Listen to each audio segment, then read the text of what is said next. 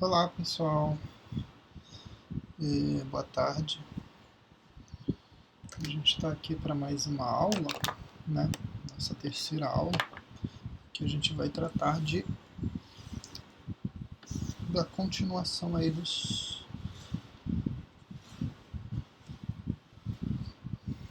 da definição do que seria o limite de funções, né? Então, da aula passada, deixa eu só ver uma coisinha aqui.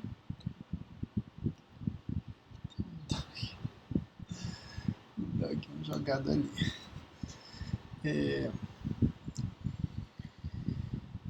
Então, na aula passada a gente, né, apresentou uma ideia geral do que seria o limite de funções, né, de maneira intuitiva, né? Apresentei algumas definições,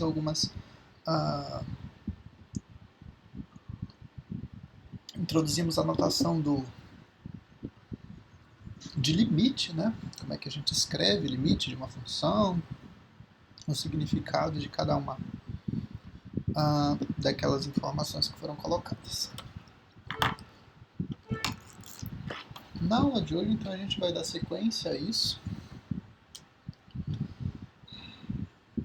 E aí, só recapitulando então. E aí tem duas coisas que eu quero, né, eu peguei esses dois gráficos aqui porque é para mostrar uma situação bem específica em que a gente, né, vai abordar a questão de limites, né? O primeiro gráfico, né, o gráfico que foi colocado aqui, você percebe uma função, né, uma função f de x, e o gráfico dessa função, você observa que ele está definido para qualquer valor de x, para qualquer valor de x, pelo menos nesse intervalo que foi colocado aí, você observa que o gráfico ele não apresenta falhas, né? Vamos colocar dessa forma, né? Então, eu tenho uma linha, eu tenho o gráfico, né, descrito aí em azul, né, sem restrição nenhuma, né? É uma coisa só, uma coisa contínua. Diferente, por exemplo, do gráfico, né, que está colocado à direita, em que a gente tem uma única restrição, que é justamente no ponto em que o x é igual a p. Ok? E aí eu tenho duas situações distintas. As duas funções, né? As duas funções que foram colocadas, é uma função f de x qualquer, né, que foi definida. E para essas duas funções eu tenho duas situações distintas, né? No primeiro caso, se você observar, né, a gente está buscando o limite. E aí a própria definição que foi colocada ali embaixo, ó,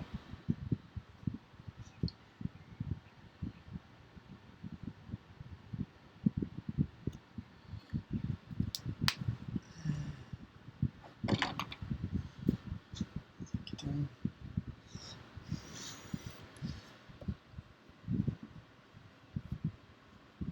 o x tendendo a p, né, para a nossa função f de x. No primeiro caso, se você observar, esse limite é a própria aplicação da função no ponto P. Isso porque a função está definida para x igual a P. Vamos voltar lá para o gráfico. Então, observa que para o x igual a P, né, P assumindo um valor numérico aí, né, um valor real, se eu substituir direto na função, eu não vou ter problema nenhum. Ok? Eu não vou ter problema. Eu consigo calcular esse valor. Certo? E aí, então, eu tenho que o limite para essa primeira função, em que não há restrição, né, que todos os valores de x podem ser substituídos na função, o que vai acontecer? Qualquer valor que eu tome para x, eu consigo substituir na função e eu consigo calcular. E se eu, então, fizer o limite, se eu calcular o limite da função para qualquer x, né, para qualquer x, eu vou ter a coincidência, né? Eu vou ter a coincidência do limite igual à aplicação direta na função. Vamos pegar um caso aqui, por exemplo, né? Vamos trabalhar aqui. Por exemplo, a função f de x é igual a 2x mais 1, por exemplo. Para essa função, eu não tenho restrição nenhuma de domínio. Então, se eu calculo o limite para essa função quando x tende a zero, por exemplo, né, eu estou fazendo isso, estou buscando o limite. E isso é, na verdade, a própria função substituída em zero. O limite, esse cálculo de limite, é a substituição direta do valor x na função. Então, isso seria o quê? Fazendo a aplicação para isso, eu teria 2 vezes 0 mais 1. E aí o limite para essa função, quando x tende a zero, seria igual a 1. Ok? Se você faz a aplicação, se você faz a f de zero, você tem a mesma coisa. F de zero é 2 vezes 0 mais 1.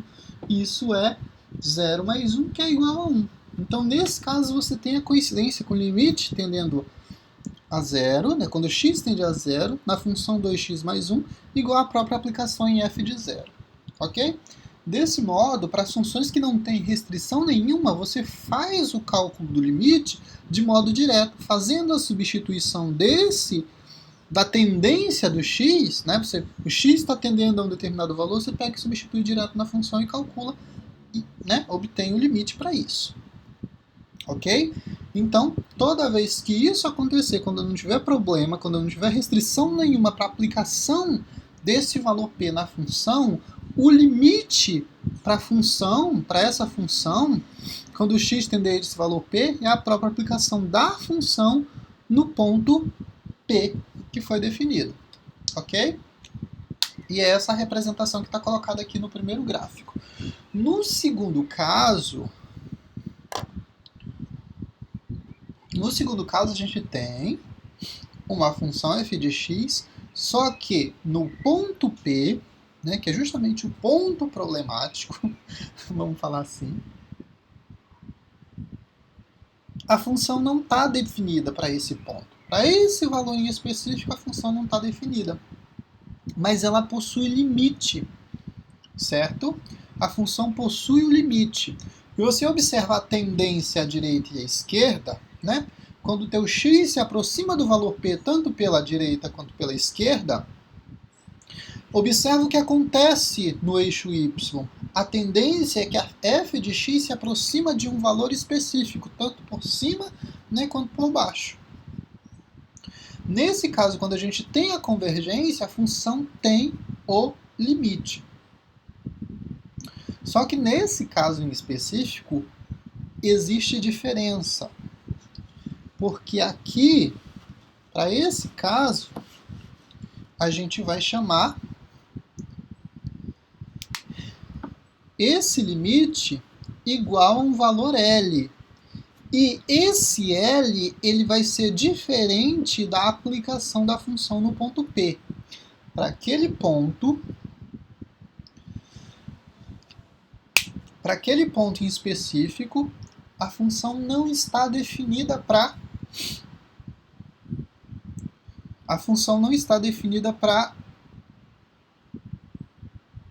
aquele ponto em específico em P. Mas a função possui limite. Você percebe a tendência, tanto pela direita quanto pela esquerda, da função convergindo para um único valor. Nesse caso, a gente diz que a função apresenta limite.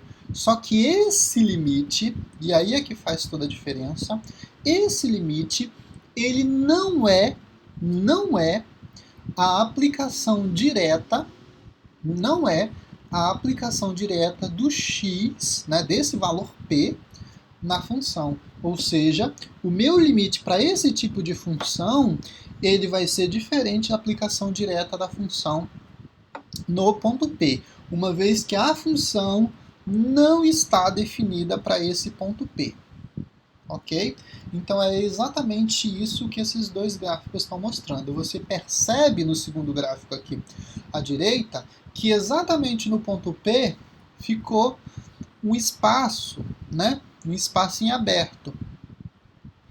Tanto à direita quanto à esquerda você percebe a continuidade, né? Após o ponto P, você percebe a continuidade do gráfico, indicando que só é naquele ponto em específico, só para aquele P que a função não está definida. Para todo o resto, a função está definida, né? E aí, como eu quero justamente os casos problemáticos, né? Saber exatamente o limite de uma função quando x não tem, né, tem uma certa restrição em relação ao domínio, é justamente esse ponto que eu vou pedir para você fazer o cálculo, ok? Mas, então, nesse momento aqui, a gente está vendo duas situações específicas para limite. O primeiro caso é o caso em que o limite da função, quando a função não tem restrição nenhuma, né? Quando você pode substituir qualquer valor de x na função e calcular o resultado. Para esse tipo de cálculo, para esse tipo de cálculo de limite, vamos colocar dessa forma, a aplicação é direta. O limite você calcula fazendo a substituição do valor de tendência do x. X tendeu a 1, então você pega a função, substitui o 1 direto. Faz cálculo simples e encontra o limite. Você está definindo, então, o limite naquele ponto. E esse tipo de função vai receber... A gente vai definir isso mais na frente, mas a gente trata isso de funções contínuas, quando isso acontece, quando a substituição do ponto P na função te dá o resultado de limite, a gente vai chamar esse tipo de função contínua. Quando isso não acontece, ou seja, quando uma função ela não é contínua, a gente tem uma quebra, uma falha, uma indefinição, por exemplo, no gráfico dessa função, como é o caso exatamente do segundo gráfico que foi colocado aqui. Nesse segundo caso, mais uma vez, embora a função não esteja definida para P, eu consigo calcular o limite da função no ponto P.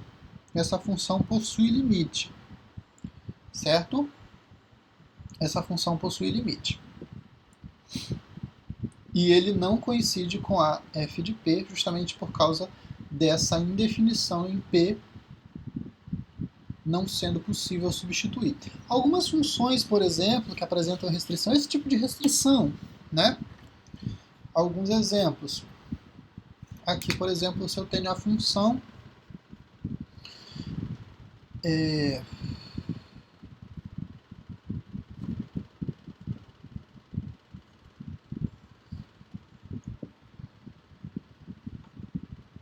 essa função, né, geralmente a gente vai ter problema com função, né, que tem um denominador em específico, é justamente porque isso aqui, ó, tem que ser diferente de zero, né? Então, pela nossa lógica, x menos 1 tem que ser diferente de zero.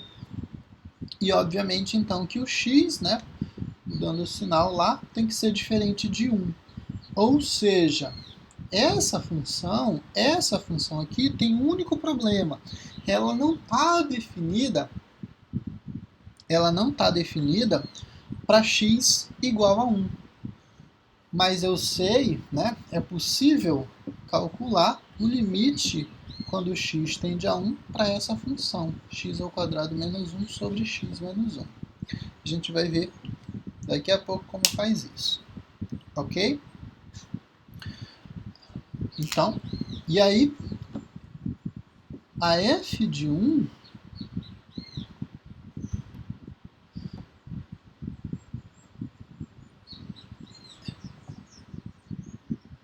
não existe, tá?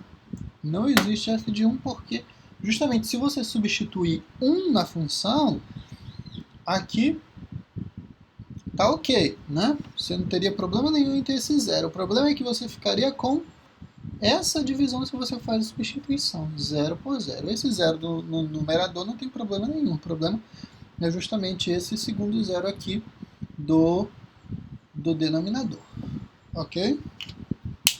Então, você não consegue fazer esse cálculo. E aí a f de 1 não existe, e obviamente você tem que esse limite aqui, ó, vai ser, né, diferente da aplicação da função em f de 0, uma vez que a f de 1, desculpa, uma vez que a f de 1 não existe, certo?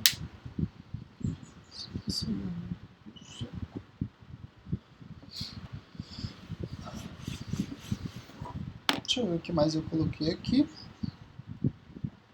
Então, a gente tem essas duas situações iniciais, né? Primeiro, que o limite da função, se a função não apresentar restrição de domínio, né? Se você pegar e puder substituir qualquer valor de x na função de modo direto, o limite também vai ser a própria substituição direta desses valores na função. Ok? Se você perceber que existe um valor de x que não pode ser substituído na função, aí o cuidado. Verifica se é exatamente esse ponto problemático é que você está buscando o limite. Se isso acontece, significa que a função pode ter limite. Não necessariamente toda função tem limite, mas ela pode apresentar limite. E, nesse caso, você vai ter, se existe essa restrição, se existe uma restrição para a substituição de modo direto do x na função, então o limite aí vai ser um valor diferente do que a aplicação direta na função, já que não é possível fazer isso, fazer a aplicação direta. Tá?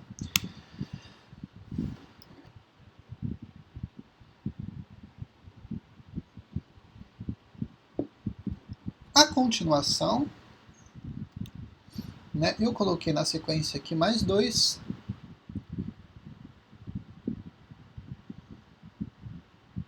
gráficos, aquele é a primeira representação, né?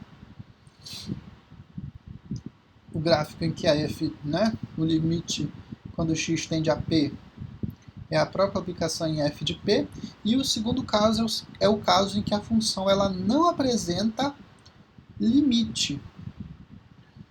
Não apresenta limite.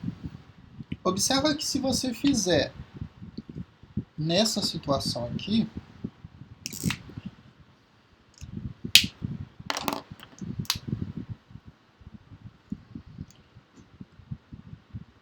o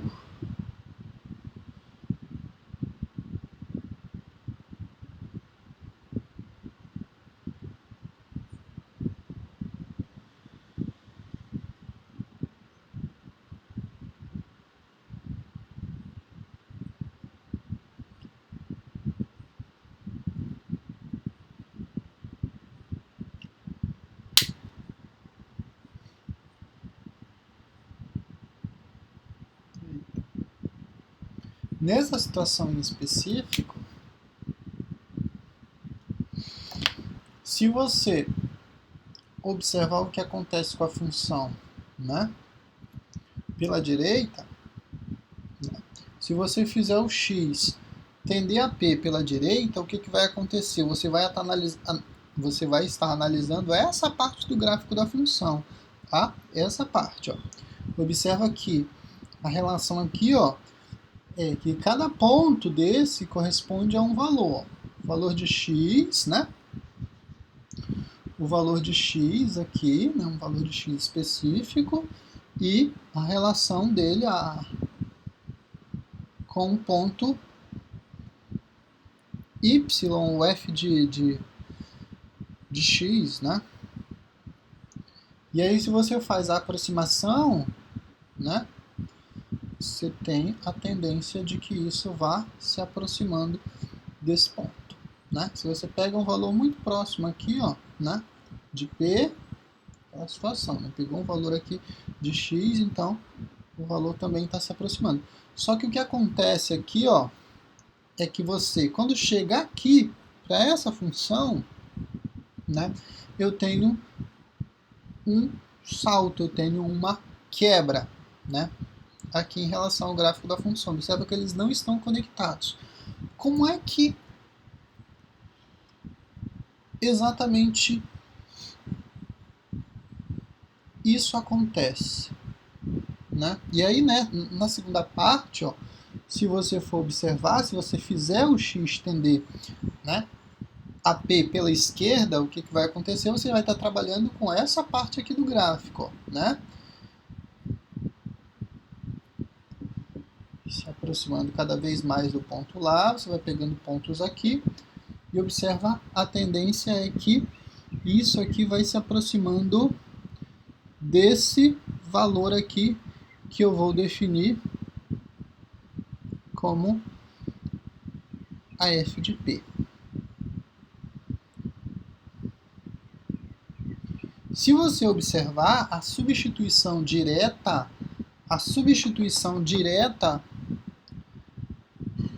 da função em x, a substituição direta da função no ponto P, ela produz exatamente esse ponto aqui, ó, tá? Ela produz exatamente esse ponto. Só que nesse mesmo ponto, eu tenho uma quebra. Está definido para um valor que não é contínuo pela direita, ok? Então, esse tipo de função, ele vai dar, né, vai ser dado por sentenças do tipo f de x é igual a um valor, sei lá, vamos pegar aqui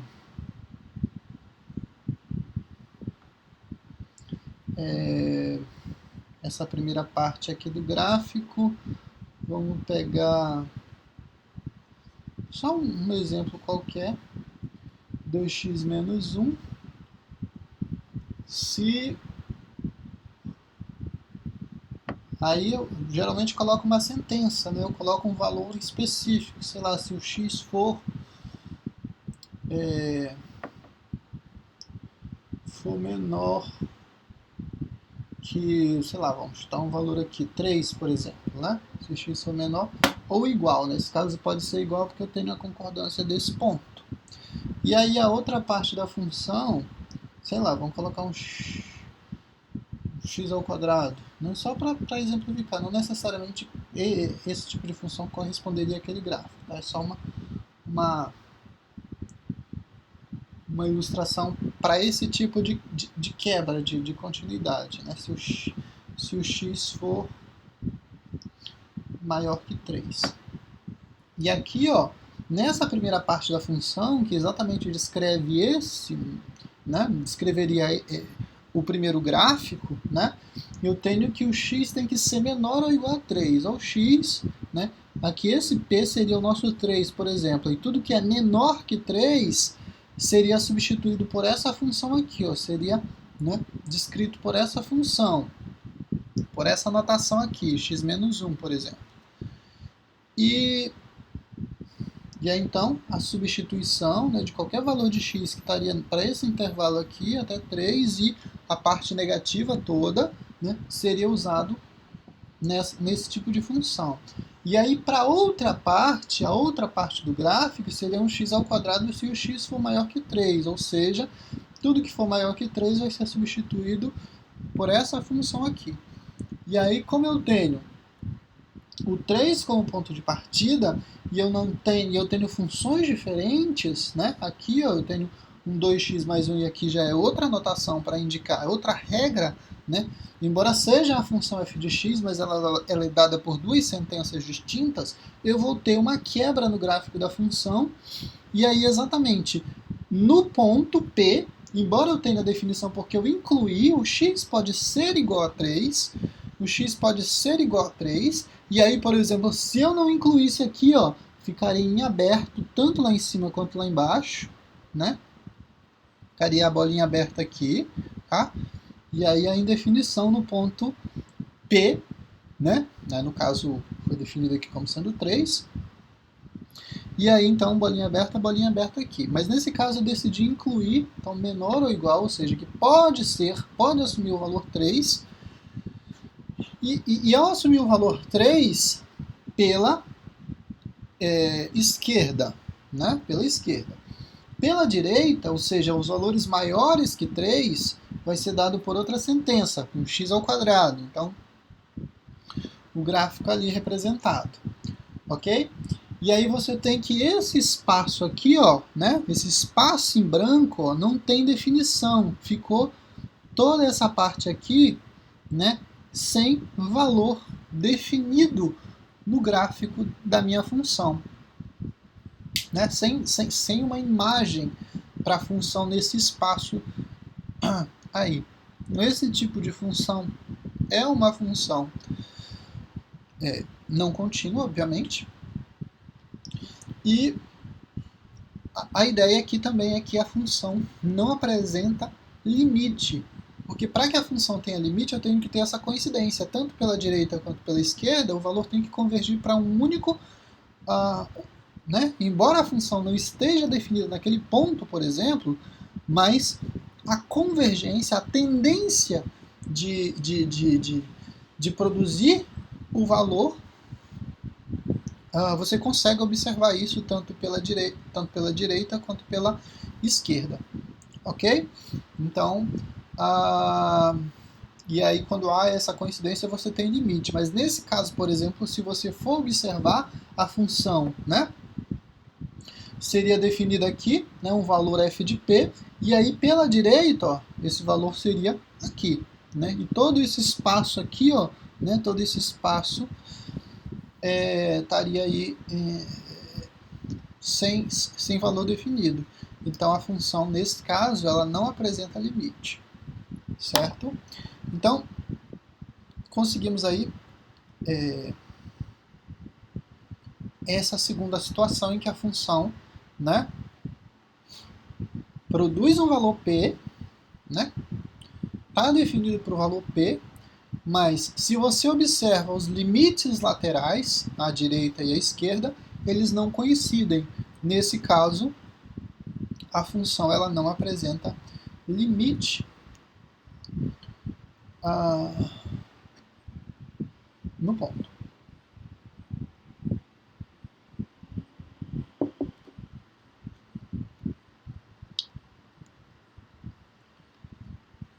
E aqui é aquela situação, só para reforçar aquela situação de limites laterais, em que a gente viu. O café ficou frio. Reforçando aquela ideia, né? A função que foi colocada aqui é a função x mais 1. E aí, observa a continuidade do gráfico da função.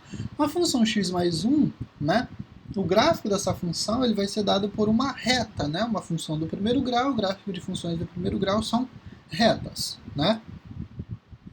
E aí observa primeiro a tabelinha, né? As duas tabelas que foram colocadas aqui. No primeiro caso, ó, você tem o x igual a 2, aí você tem a diminuição. Observe que eu estou buscando o limite quando x tende a 1 para essa função, certo? O limite quando x tende a 1 para essa função, e a ideia aqui é fazer, né? Você poderia fazer, já tem elementos suficientes para conseguir definir esse limite de modo direto, né? Porque você tem uma função contínua aí. Observa que x mais 1 não tem problema de você pegar e substituir qualquer valor de x nessa função, então você consegue calcular o limite de modo direto, né? Porque o limite para essa função é a própria aplicação da função no valor de x que for definido. Mas a ideia aqui é reforçar essa característica de limites laterais, para você perceber, né, que, como é que funciona, né? Só reforçando essa ideia de limites laterais aí. Se a gente fosse, por exemplo, calcular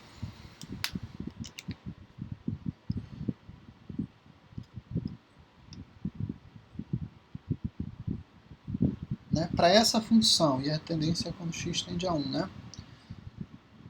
Dos dois limites, quando x tende a 1 pela direita, para x mais 1, observa que não tem problema eu fazer a substituição de modo direto na função, né, do 1. Então, o resultado para esse limite seria 1 mais 1, que é igual a 2. Né? Da mesma forma, reforçando essa ideia de limite pela esquerda, né, para a mesma função, a substituição também de modo direto, observa que o sinal aqui, ó, não influencia nesse valor aqui, ó, tá? Essa ideia de mais e menos aqui é simplesmente para indicar que você está tomando o limite. Né? Esse é o ponto. Então você está fazendo o limite à direita, e aqui por isso que ele fica positivo, e o à esquerda só indicado aqui com o menos. Tá? Toda vez que você observar essa anotação aqui, não significa que eu tenho um sinal de menos, de mais. Isso aqui é limite lateral, ou à direita ou à esquerda do valor. Então, é justamente essa a ideia. Tá? E aí observa que a gente tem a coincidência, né? A substituição, também de modo direto, como a gente havia feito, né?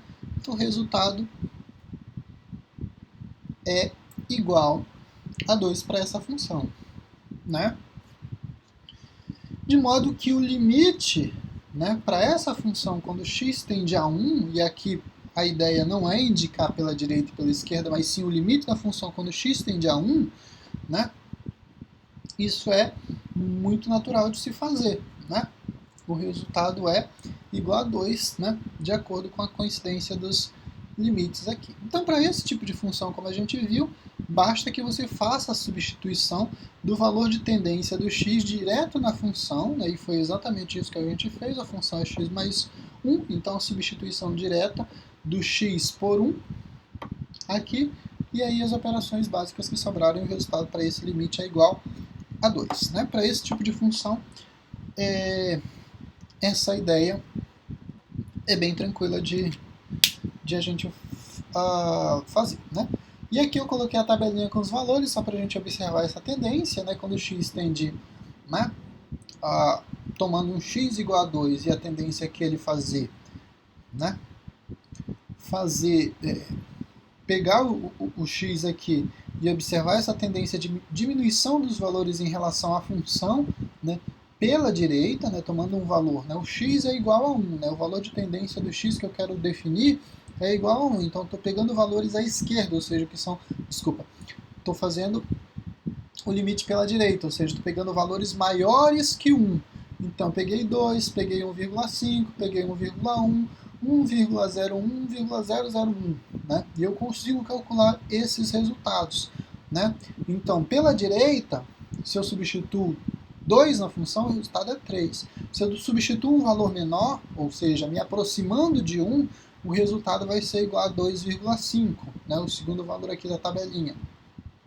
Se eu me aproximo mais do 1, pegando 1,1, o resultado é 2,1. Observe que os resultados estão diminuindo, estão se aproximando aí de quem? Estão se aproximando de 2. Né? E aí, de modo que, se o x tende a 1 pela direita, o resultado para esse limite é igual a 2. Né? A conclusão dessa representação aqui no finalzinho da tabela. A mesma coisa, né? Se eu fizer a aproximação pela esquerda, ou seja, pegando valores menores que 1, mas ao mesmo tempo me aproximando ao máximo desse 1, o que vai acontecer com o resultado para essa função? Os valores, né, pegando o meio, o resultado da substituição na função é igual a 1,5. Se eu pego um valor mais próximo de 1, 0,9, por exemplo, o resultado é 1,9. E aí, se você observar, a aproximação ainda mais próxima, né, de 1 vai produzir resultado muito mais próximo de 2. E aí a tendência, então, é você observar que se o x tende a 1 pela esquerda, o resultado do limite também é 2 para essa função. E aí você observa graficamente o que está acontecendo. Né? Você aqui no eixo x, né? Os valores de x aí, tanto pela esquerda do 1, quanto pela direita, aqui, né? Os valores de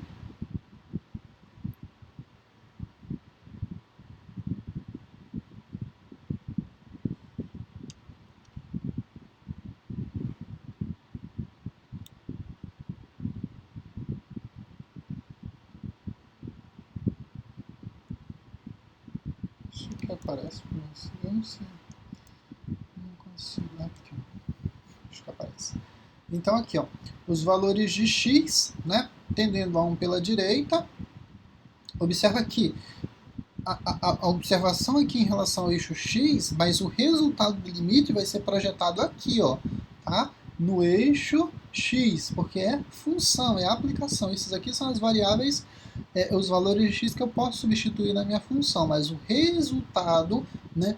O resultado da função é produzido sobre o eixo y, que são as imagens, né, que são os resultados dessa aplicação de função.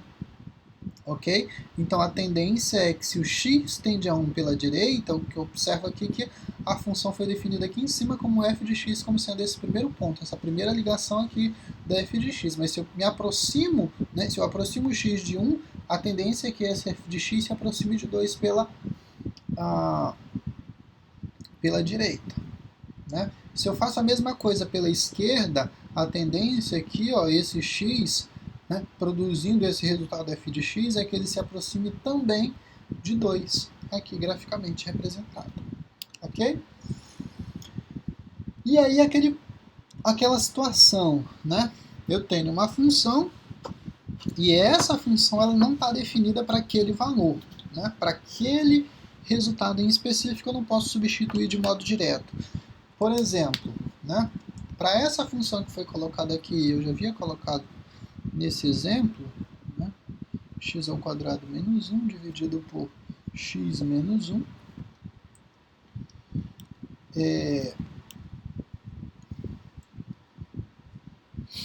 Essa função, e aí qual é o limite? O limite de x tendendo a 1. Então eu quero definir o limite para essa função quando x tende a 1. E obviamente que para essa função é justamente a restrição que eu tenho. Eu não posso fazer a substituição de modo direto aqui, ó, porque se eu substituo 1 no lugar do x, o que vai acontecer? Eu vou ter 1 menos 1, o resultado é 0. E aí eu não posso ter 0 no denominador. Né? Só que aí você vai ter que relembrar de alguns conceitos básicos de matemática lá das matemáticas elementares, 2 e fundamentos de matemática, né? Em que você vai ter que enxergar uma modificação para essa função. Uma maneira de reescrever, né? Você vai pensar numa maneira de reescrever essa função sem alterar o resultado. Né? Como é que eu posso reescrever essa função? Se você pensar aqui, ó, x ao quadrado, um sinal de menos, e isso aqui, ó, é como se fosse o quê? Eu posso pensar nesse 1 aqui como sendo o próprio 1 ao quadrado. 1 ao quadrado é igual a 1, não altera, né? E aí, se você lembrar, então, de produtos notáveis, lembra dessa relação A mais B vezes A menos B, isso é igual ao primeiro termo ao quadrado menos o segundo termo ao quadrado. Se você resolver essa...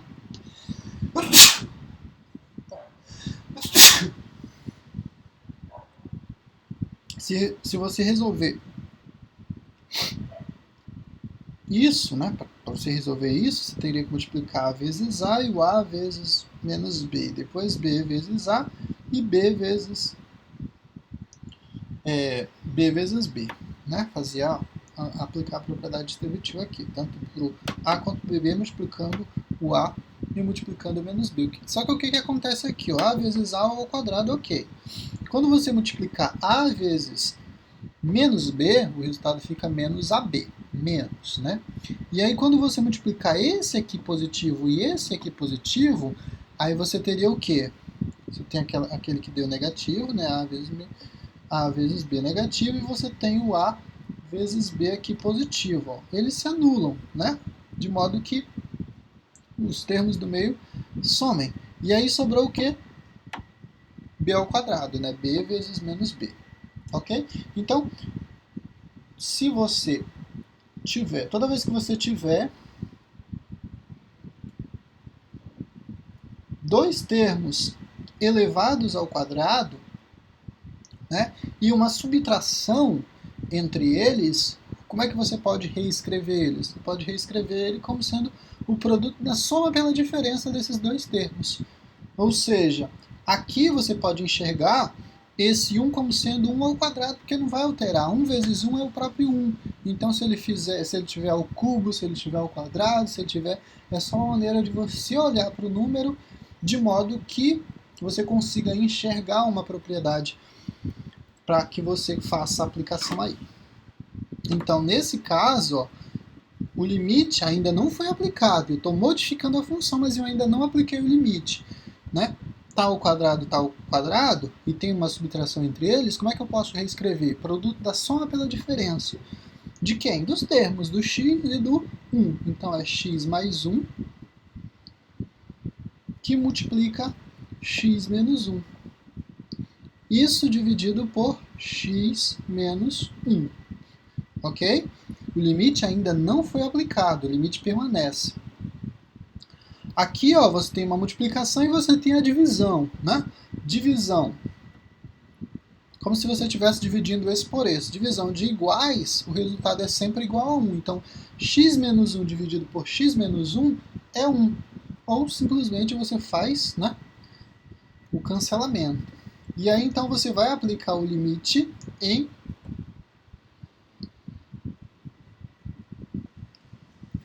para essa função, né? Quando x tende a 1 para x mais 1.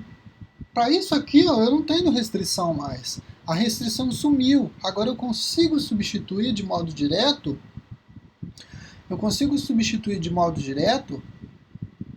O 1 nessa função, né? E aí então o limite é 1 mais 1, que é igual a 2. Certo? E aí você calcula então o limite da função como sendo igual a 2. E aí o detalhe aqui é que a função ela não está definida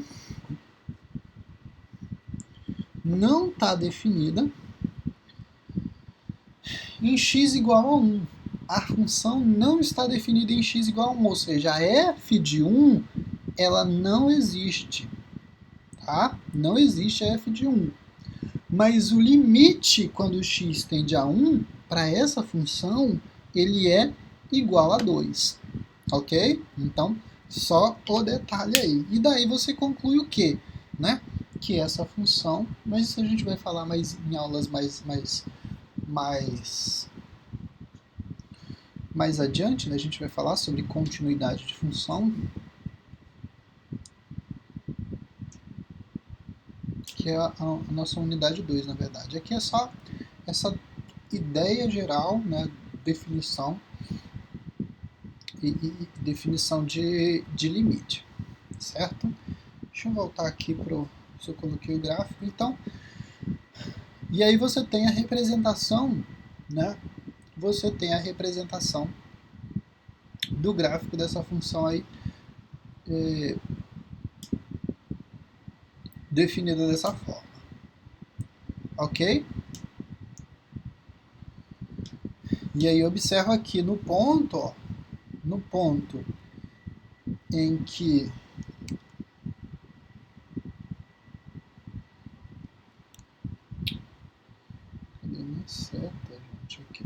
no ponto em que o x é igual a 1, observa que o espaço aqui, ó, definido, ó, ficou com uma bolinha aberta, significando que não está definido x igual a 1 para essa função que foi colocada, certo? Mas a função possui limite nesse ponto e ele é igual a 2. Né? Se a gente fosse observar a direita do x, quando o x tende a 1, né, o resultado estaria convergindo para 2 aqui. A mesma coisa nessa situação, né, quando o x tende a 1 pela esquerda, o resultado estaria também, né, indo para o 2 como resultado. Ok? E daí a conclusão é que o limite é igual a 2. Mas de modo direto, fazendo os cálculos, a gente também, né, tem essa mesma essa mesma interpretação sem a necessidade de fazer limites laterais. Ok? E agora, uma questão mais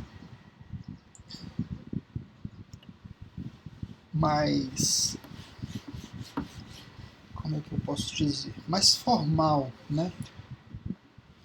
De definição, da própria definição de limite de função. Então, foi colocado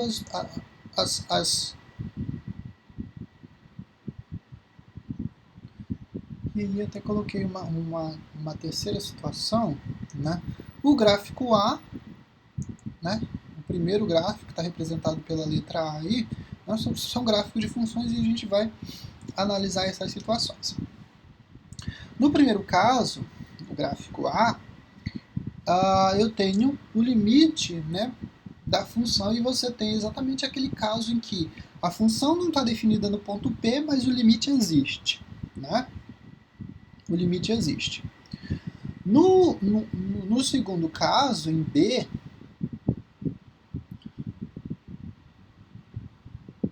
a gente tem uma situação em que o ponto P ele está definido e ele não coincide, o ponto P ele está definido para essa função. Só que ele não coincide com a aplicação, só que ele não coincide com o restante do gráfico da função. Observa que ele está deslocado, né? No ponto P, eu tenho exatamente o valor, né? O resultado definido aqui, ó, o ponto P, a aplicação da f de P produz esse resultado aqui, ó, um único valor específico que está fora do gráfico da função, né? E, nesse caso, para o restante do gráfico da função, então fica essa bolinha em aberto, né, em P nessa parte, porque ele foi deslocado, né, o ponto P foi deslocado aqui para frente. A situação aqui é a seguinte: o limite para esse tipo de função também existe, e ele é, na verdade, esse valor aqui, ó, porque a ideia de a gente definir, então, limite seria a ideia de que o valor que a função deveria assumir ao ser substituído aquele ponto P de modo direto na função, né? Qual que é o valor que a função deveria? Quando eu falo função, eu digo a aplicação, o resultado, né? Quando você substitui o x na regrinha, na função, qual que é o valor que eu deveria encontrar? Ora, você deveria encontrar esse valor aqui, não esse ponto que foi deslocado aqui. Então, o limite é, na verdade, esse valor, e não esse único valor aqui, ó. Ok? Então, para esse tipo de função, quando isso acontecer, quando você observar esse tipo de função, o limite existe e é exatamente esse valor aqui que fica, né, definido na parte gráfica da função. Porque se você observar os limites laterais, a tendência do x pela direita é produzir um resultado igual a esse valor aqui. A tendência, embora o P produza esse valor, mas a tendência da função, tanto pela esquerda, à medida que eu vou... tanto pela direita de P, quando eu me aproximo muito de P pela direita, a ideia é que a função assuma exatamente esse valor aqui, ó, né? O valor L, que é definido aqui como limite. A mesma coisa aqui, ó, quando eu me aproximo de P pela esquerda, né? Esquerda de P, o resultado, a tendência da função é me aproximar ainda, né? Pela esquerda, aproximando ainda de L também, né? Só que para esse tipo de função tem um salto, tem um ponto aqui, e esse ponto está exatamente fora da curva que foi definida como gráfico para essa função. O gráfico C é o gráfico da função em que né, não tem salto, não tem nada, e eu tenho a coincidência do limite com a própria aplicação da função em f de p, né, que é aquela situação de funções contínuas que a gente vai abordar mais à frente, e a situação em D quando eu tenho a quebra do gráfico, né, da função, eu tenho quebra, e o limite, os limites laterais à esquerda e à direita, obviamente eles não vão coincidir. À esquerda eu teria esse ponto como valor de limite, esse ponto aqui, ó, né, sobre o eixo y, né, na projeção, e pela direita eu teria, né, a tendência da função assumindo o valor mais aqui abaixo, né, no eixo y. Tá? Nesse caso, quando não há coincidência dos limites laterais,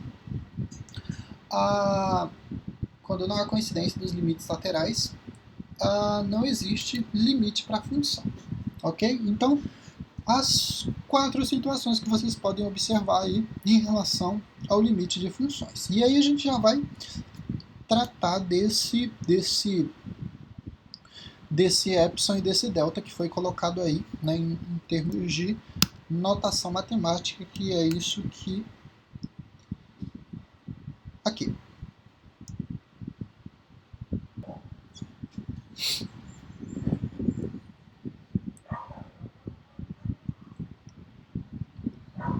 Então a gente tem a representação, aquela notação de epsilon e delta, descritos dessa maneira aqui, ó. Para todo epsilon maior que zero, esse epsilon e esse delta, eles vão indicar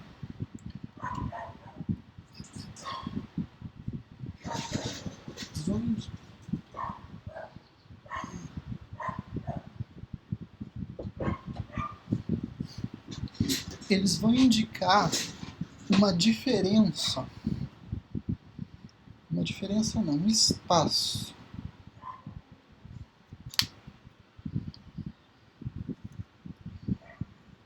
Esse é o meu ponto P. E aqui eu vou definir, né, esse limite lateral, né, eu vou, como se eu estivesse pegando um delta,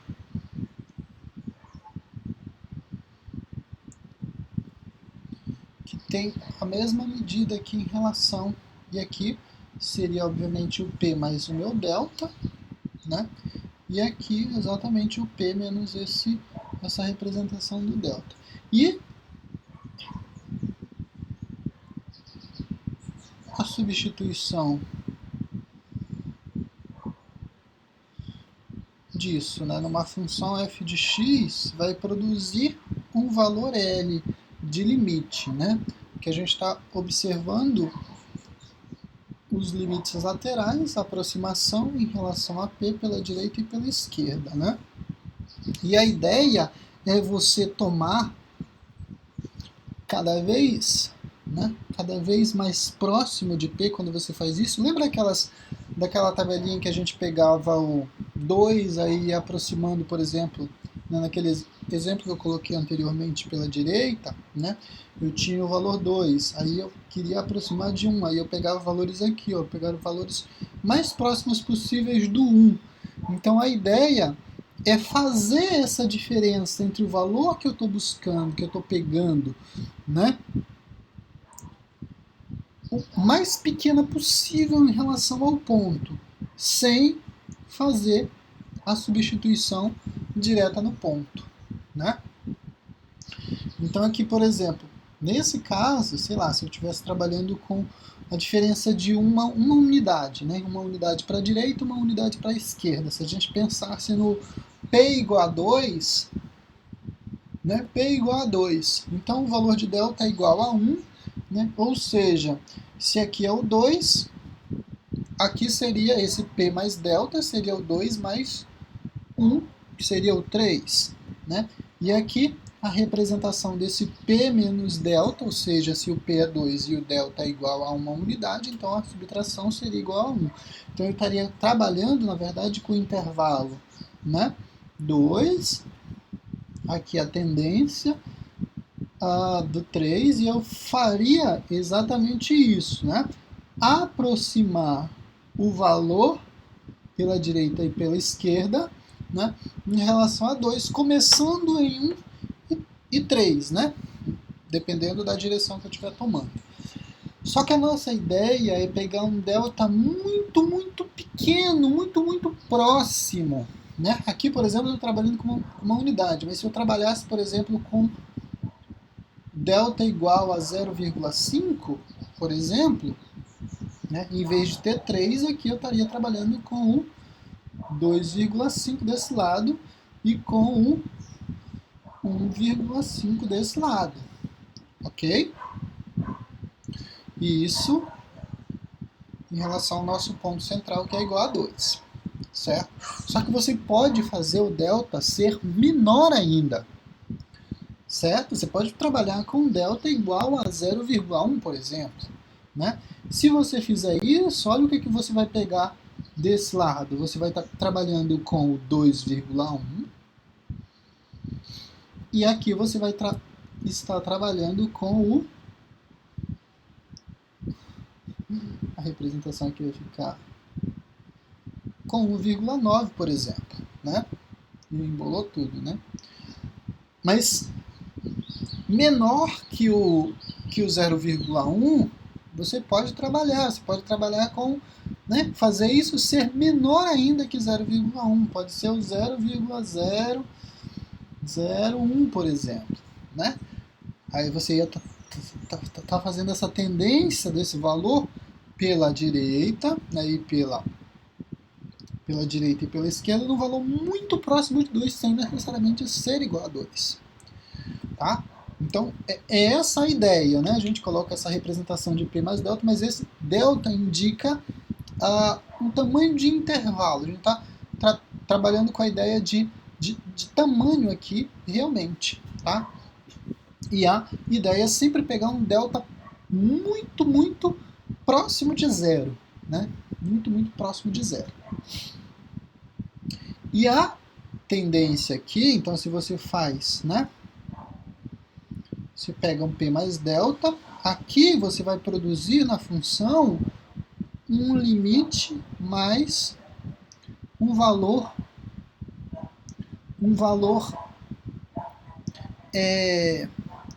que se aproxima também desse, que se aproxima do limite. E essa representação aqui vai vir com uma outra anotação para indicar que não é a mesma, não é o mesmo valor aqui de delta, tá? E aqui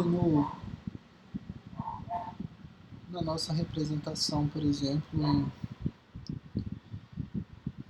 no delta mais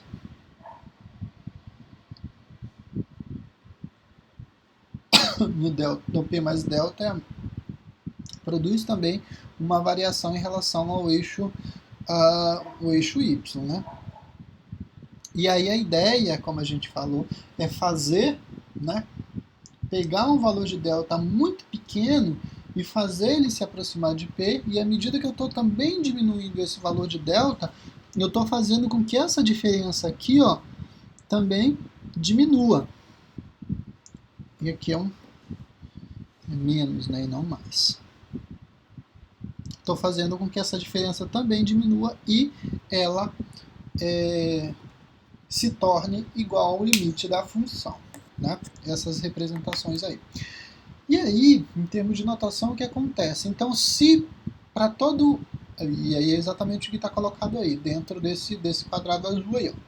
Para todo epsilon maior que zero, ele não pode ser zero, né? Porque a gente está pegando ali um espaço, né?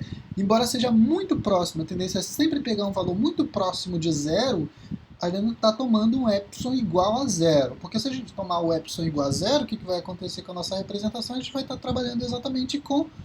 Né? Se epsilon for zero, não faz sentido eu fazer essa representação, porque o limite vai ser, né, vai ser exatamente a própria aplicação em L. Né?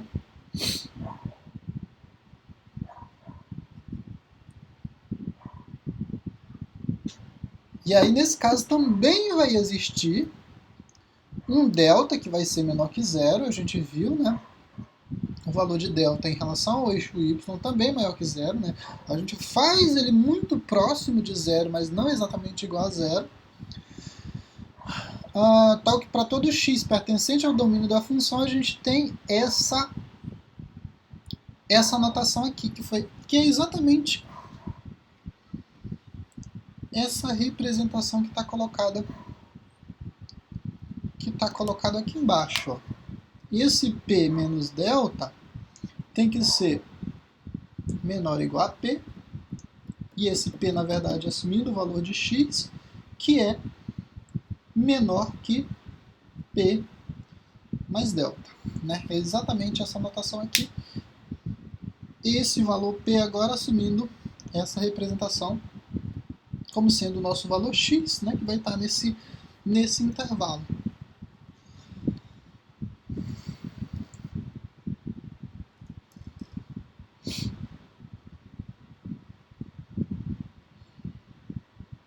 E aí o que vai acontecer lá no nosso limite? Ó, a gente vai ter exatamente a mesma anotação. No limite, quando o epsilon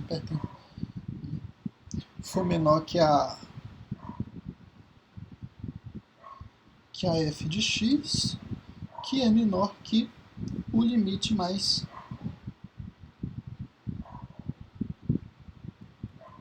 sinal de maior.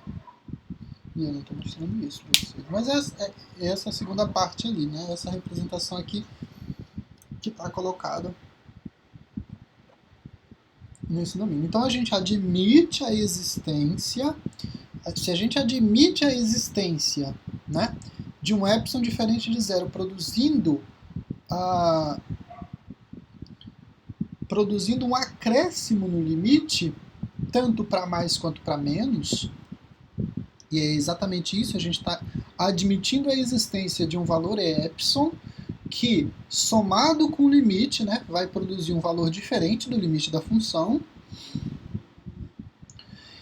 Se a gente admite a existência do epsilon, automaticamente a gente associa que existe um delta também produzindo uma variação aqui em relação ao eixo x. Né? Se esse epsilon existe, ele é maior que zero e ele produz uma variação em relação ao limite, né? Tanto para mais quanto para menos, né? Em mesma quantidade, para mais e para menos, né? É o mesmo valor, então a gente está tomando um espaço para mais igual e um espaço para menos também igual. Né? Vai existir também um delta, né? E esse delta aqui, né, em relação ao eixo x agora, produzindo essa variação em relação ao eixo x, que vai tornar essa nossa expressão aí verdadeira. Né? Antes de x, né, ou seja, no espaço antes de x, esse resultado, né, de p menos delta tem que ser menor ou igual a x, e que é menor, né, e o x é menor ou igual a p mais delta, essa variação, né, esse acréscimo. Não é exatamente igual a esse resultado, ok? Que a gente não é exatamente esse valor central aqui, né, como tem uma subtração de delta e esse delta é diferente de zero, observa que a tendência é fazer com que esse x seja igual a p, né? E aí, o que está antes, né, se esse delta é diferente de zero, ele subtrai alguma coisa do valor de p. Né? Se ele está subtraindo, então eu já não posso ter mais a coincidência desse valor x como sendo exatamente igual ao valor p. Né? Então, por isso que foi colocado um x aqui. Né? E aqui, a mesma situação. Né? Se o p, né, antes, né, somado com delta, agora não tenho mais essa coincidência aí, ok? E essa variação que produz no eixo x também pode ser observada em relação ao eixo y, né? E o eixo y representado aqui pela f de x, né? A mesma variação de limite sendo produzida aqui na f de x, tanto para menos, ou seja, né, se esse epsilon existe e ele é maior que zero, ele vai alterar o valor do limite. Né? Quando eu fizer essa subtração do limite com epsilon, ele vai ter que ser menor que a aplicação da função nesse ponto, né, em que eu tenho a coincidência do x com a f de x. E a mesma coisa aqui, né, quando o epsilon, né, for maior que zero e o limite da função produzir uma variação, obviamente que isso aqui, que a f de x, vai ter que ser menor que o limite para a função naquele ponto. E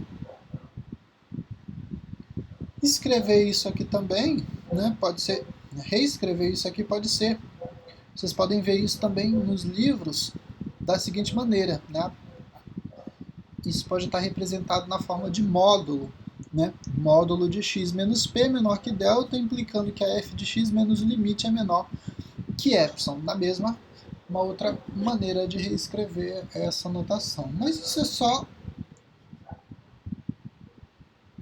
é só notação, tá? Notação matemática para representação do limite da função.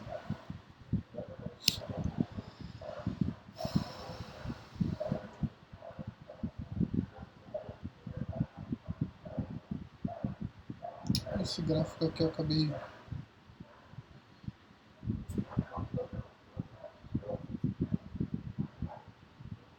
acabei repetindo ele aqui. É aquela situação em que eu tenho um ponto deslocado, o limite da função ele existe, ele é igual a L, né? Ele é igual a L, mas a função aplicada no ponto P também existe. E a diferença aqui é que o limite da função é diferente da própria aplicação em P, tá? Então não façam a confusão. A ideia aqui, ó, a tendência que a gente tem de observar, a tendência que a gente tem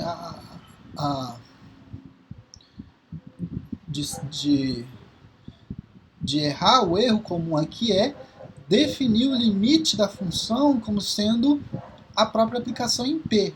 Né? Embora exista a aplicação em P, o limite, quando você observa o gráfico, né, da função, ele é exatamente igual a L. E aqui é aquele caso em que o limite não é a aplicação em P e a f de P também não está definido. Tá? E aí definido aí como limite L. Naquelas duas situações também, em que o limite não existe, né, não tem limite em P, e aqui no caso da função contínua. E na verdade é esses gráficos, esses dois gráficos, esses quatro gráficos separados aí, de modo a vou fazer um comentário mais só para reforçar ainda mais, né, essa ideia. E aqui então mais uma vez a função da ideia de limites laterais, né, representada aí graficamente x tendendo a P pela direita, né, com esse sinal de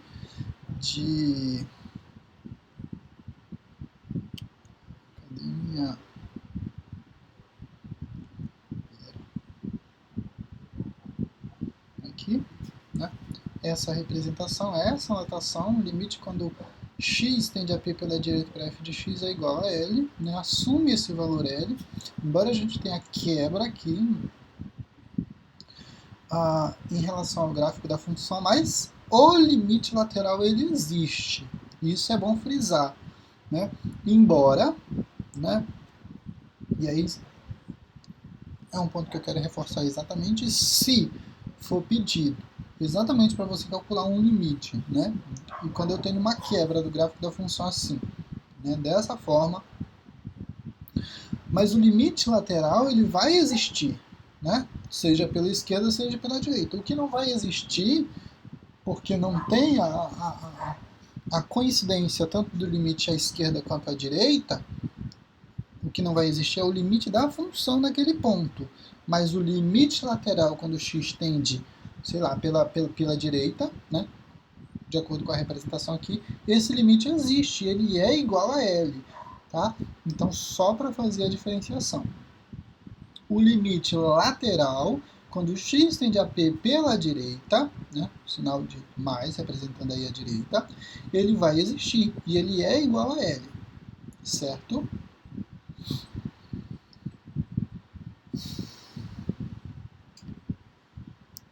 A mesma coisa, quando isso acontecer pela esquerda, pode ser que exista limite à esquerda, tá?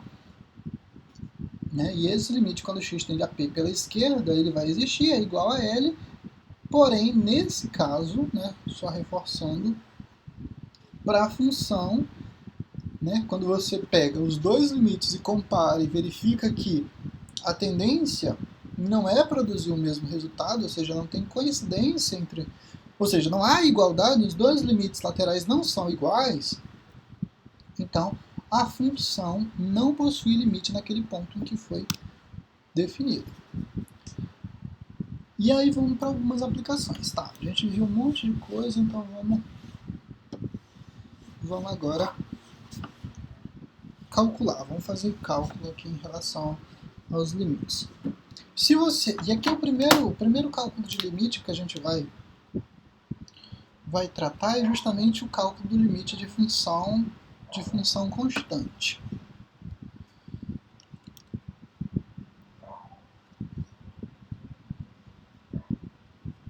E aí, a representação, né, nesse caso, f de x igual a k.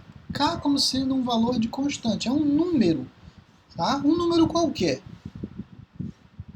Diferente, por exemplo, esse k aqui é diferente, por exemplo, da função f de x igual a x. Só para fazer essa diferenciação.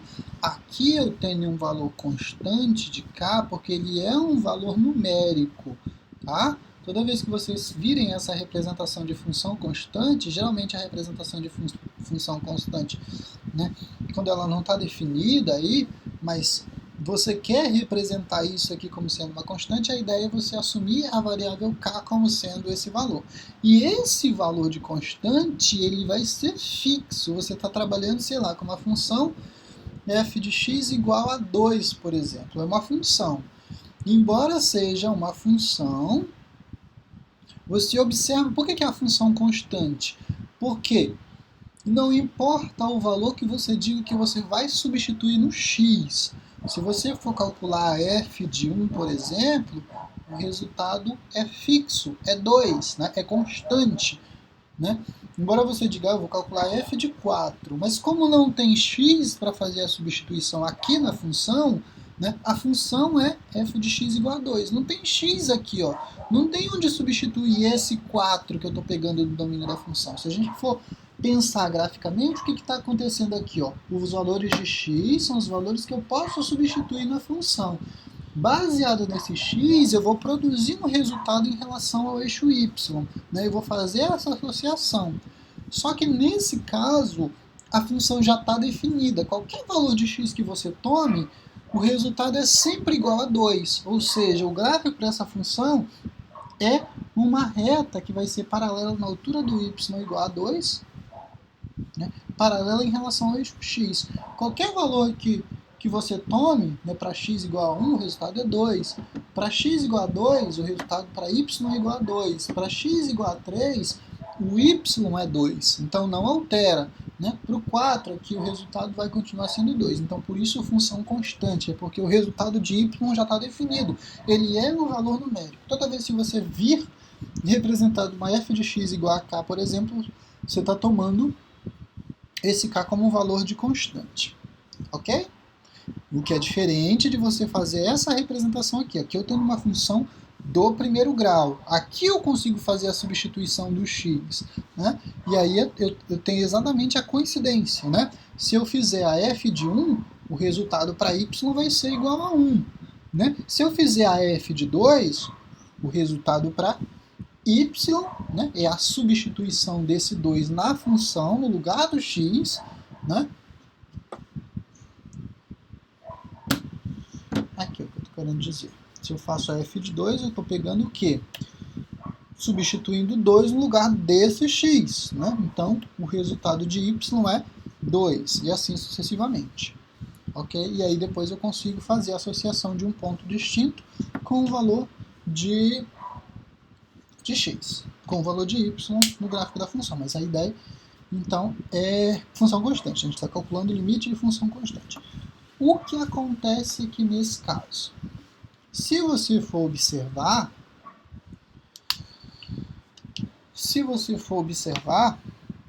né, para qualquer função, então eu estou fazendo o limite quando x tender a um valor 2, por exemplo, né, para uma função constante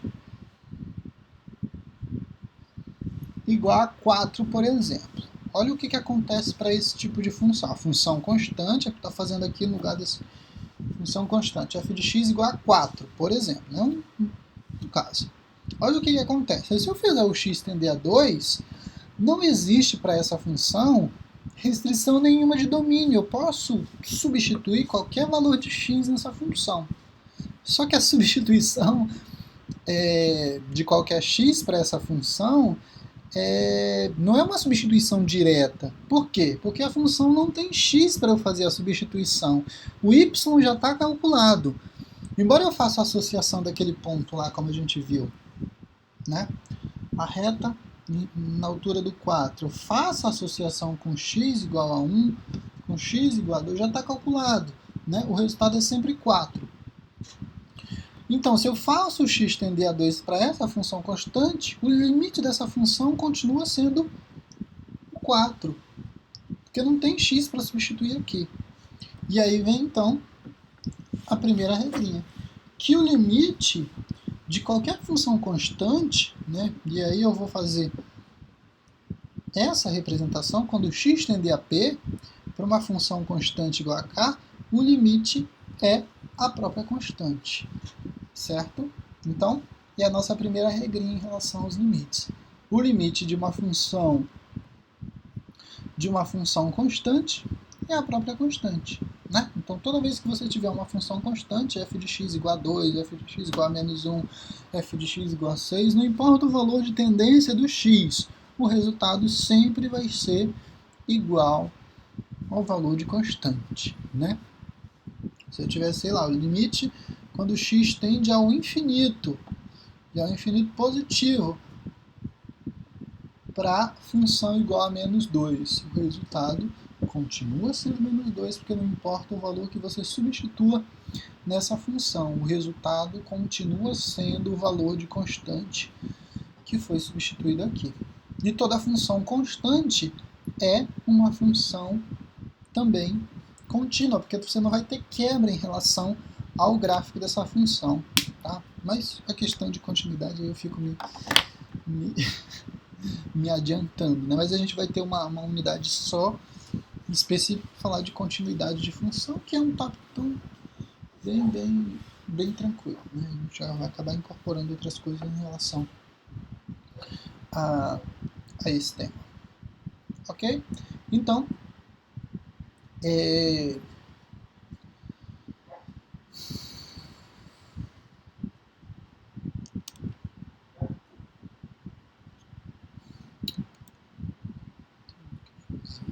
isso aqui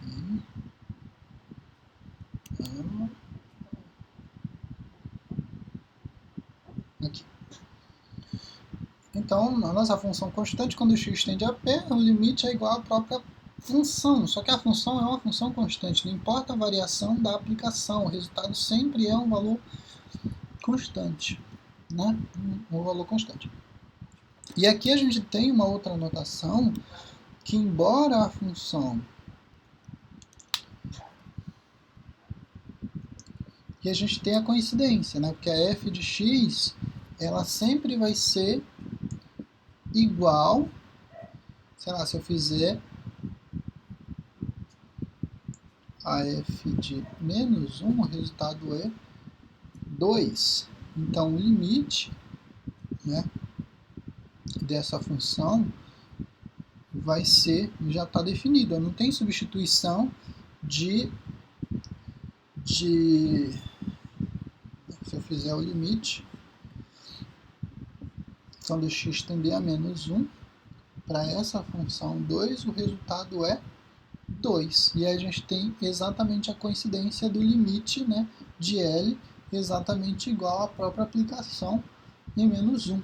Né, porque a aplicação em menos 1 é 2, porque a função não altera, não tem x para eu substituir aqui. A função é 2 de modo direto, sem fazer cálculo nenhum. E quando eu faço o limite, também isso acontece. O limite é 2. E aqui nesse caso eu tenho a coincidência, né, do limite com a aplicação da função no ponto. Tá? Então isso acontece para a função contínua. E quando isso acontece para a função contínua, isso acontece para a função constante. E quando a gente tem essa coincidência, né, do limite como sendo a própria aplicação da função, é aquele caso em que a gente não tem restrição em relação ao domínio da função. Você pode pegar e substituir de modo direto o valor de x na função, que você não vai ter problema nenhum de indefinição, não vai ter nenhum problema em relação ao cálculo ao cálculo da função. Você pode fazer a substituição direta, né, sem maiores problemas. E aí também, quando isso acontece, é porque a função é uma função, me adiantando mais uma vez, é uma função contínua. E aí a regrinha aqui no final.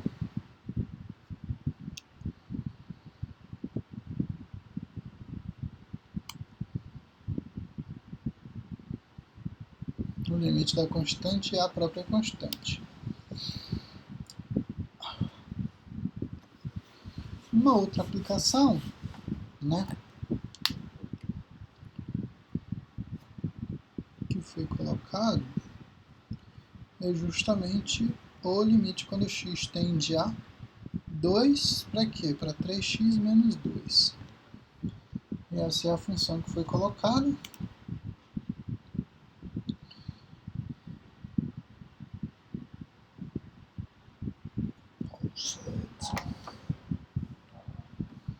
E aqui então a gente tem uma situação, né, em que a função, né, aquele caso de limite bem direto, em que a função não tem restrição, você pode fazer o cálculo desse limite, né, fazendo a substituição do x, né, de modo direto aqui na função, e o limite você tem então 6 menos 2, o resultado é igual a 4, né, para esse limite, quando x tende a 2 para essa função. Observe que se o x tendesse a um outro valor, sei lá, um x igual a 1, né, o cálculo seria a mesma, estou riscando na parede, seria o mesmo procedimento, né, 3 vezes 1, que menos 2, né, o resultado seria 1, né, por exemplo. Né? Então, o limite aí é quando x tende a um valor específico, né, definido. Um x tendendo a um valor de domínio específico. O que mais que eu coloquei aqui? Vamos dar uma olhada. Vamos lá. Então, aqui a aplicação, né, é a própria coincidência. Ah, sim, e aí o que eu esqueci de falar é que fiz de modo indireto, que isso é a própria aplicação da função, né? O limite, esse limite, na verdade, tem coincidência com a própria aplicação da função no ponto, porque, como a gente já viu, não existe restrição para essa função. Eu consigo fazer esse cálculo de modo direto, certo? E aí eu tenho, então, a coincidência que o limite dessa função quando x tende a 2 é a própria aplicação na f de 2, certo? Avançando um pouquinho mais, esse exemplo eu já coloquei.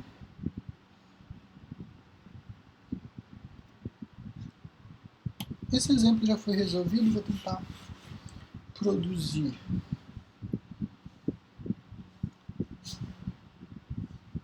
Deixa eu pegar um outro exemplo baseado na mesma ideia lá.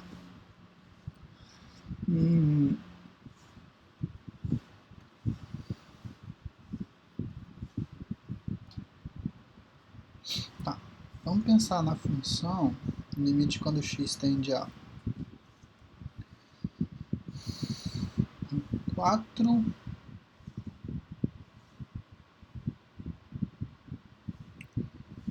para x x ao quadrado menos 16 dividido por x menos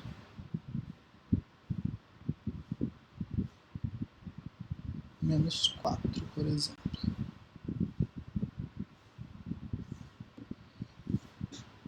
Então a ideia aqui é que você tem, na verdade, uma restrição para essa função. Você não consegue fazer a substituição de modo direto desse x igual a 4. Então aqui você já sabe o quê?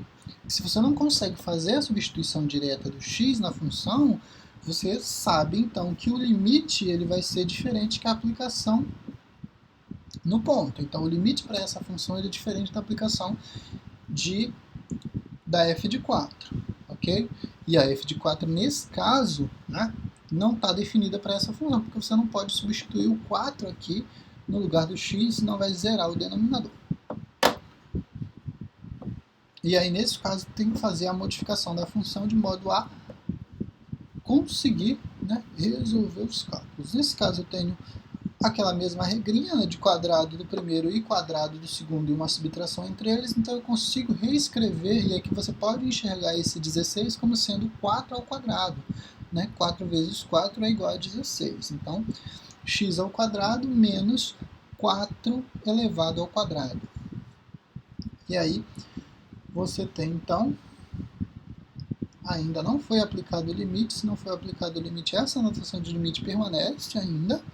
Então, você pode enxergar aquele x ao quadrado menos 16 como sendo x mais 4, que multiplica x menos 4. Isso tudo dividido por x menos 4. E aí você consegue fazer a divisão ou cancelamento, de modo que você tem, na verdade, a aplicação do limite quando x tende a 4 para x mais 4. E agora sim você faz a aplicação. Então é 4 mais 4 e o resultado é igual a 8. O limite para essa função que foi colocada, x ao quadrado menos 16 sobre x menos 4, quando x tende a 4, é igual a 8. Embora, e aí, esse 8 aqui é o valor, e aí você enxerga esse 8 aqui como sendo o valor que a função deveria assumir,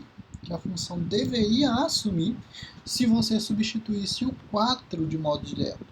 Então, você enxerga esse valor aqui, ó, de limite, como o valor que a função deveria assumir ao substituir o 4 na função. Embora esse f de 4 não esteja definido, ou seja, ele não exista. É o valor que a função deveria assumir se você fizer essa substituição. Tá? Se você pudesse fazer a substituição, na verdade, não se você fizesse a substituição. Se você pudesse fazer a substituição, você não pode fazer essa substituição de x da f de 4. Você não pode substituir o x por 4 na função, mas o limite ele existe, ele é igual a 8. Né? E era justamente esse valor que a função deveria assumir, né? Nesse ponto. Ok? Então, um resultado parecido aqui de limite para essa função.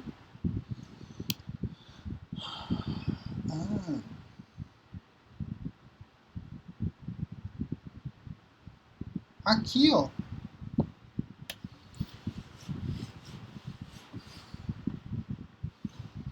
é exatamente aquela situação que a gente tem. E aí depois, né?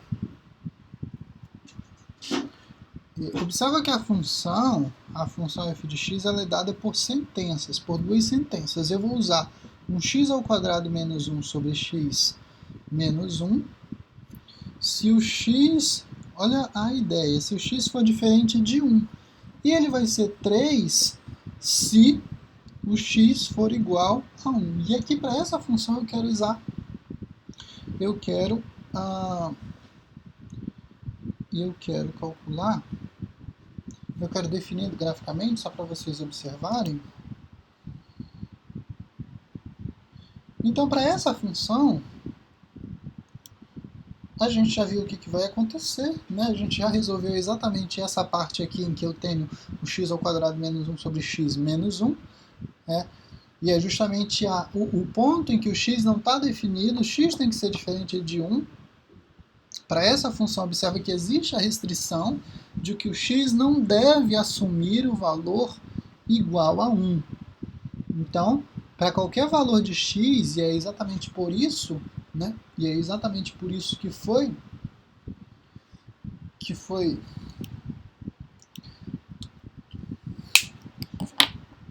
colocado dessa maneira, em x igual a 1, né? A função ela vai assumir o resultado igual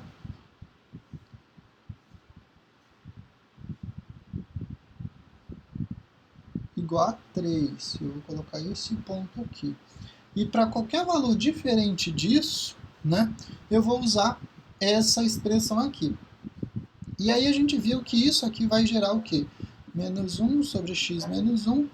Isso aqui vai ser, na verdade, quando eu fizer a simplificação, eu vou ter x mais 1, que multiplica x menos 1, dividido por x menos 1. Né? E aí eu faço os cancelamentos, sobra o quê? Sobrou um x mais 1. E o gráfico para essa função de x mais 1 é exatamente... vamos pegar dois pontos. E aqui eu esqueci de colocar o 3, né? Mas esse valor aqui é 3. Se tivesse definido, né? Se o x igual a 1 tivesse definido para essa função, o que ia acontecer? O resultado aqui, ó, seria 1 mais 1, que seria igual a 2. Observa que, vou pegar o 2 mais ou menos aqui nessa direção, o ponto estaria aqui. Mas aí a gente observa que o x ele não tá definido para x igual a 1. Essa função não está definida para x igual a 1. Então fica a bolinha aberta aqui. Certo? Se o x for 0, o que vai acontecer? O resultado, né, da função vai ser igual a 1. 0 mais 1 é igual a 1. Então, exatamente aqui. E se